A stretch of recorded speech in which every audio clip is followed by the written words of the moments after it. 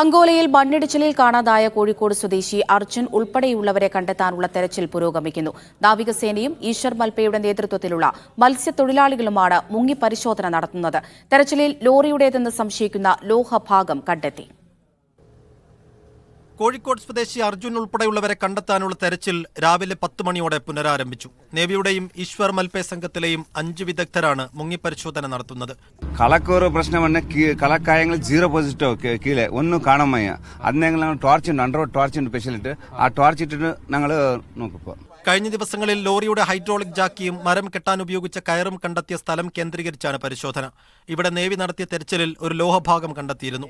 പുഴയുടെ അടിത്തട്ടിലുള്ള മരം കരക്കെടുക്കാനായി സ്ഥലത്ത് ക്രെയിൻ എത്തിച്ചിട്ടുണ്ട്. മണ്ണ് മാറ്റാനായി തിങ്കളാഴ്ച ഡ്രഡ്ജർ എത്തിക്കുമെന്ന് ജില്ലാ ഭരണകൂടം അറിയിച്ചു. ജൂലൈ 16 രാവിലെ 8:15 ദേശീയപാത 66 ഷിരൂരിൽ കുന്നിടിഞ്ഞ് വൻ അപകടമുണ്ടായത്. അർജുൻ ഉൾപ്പെടെ 3 പേരെയാണ് ഇനി കണ്ടെത്താനുള്ളത്. മീഡിയ 1 കാസർഗോഡ്.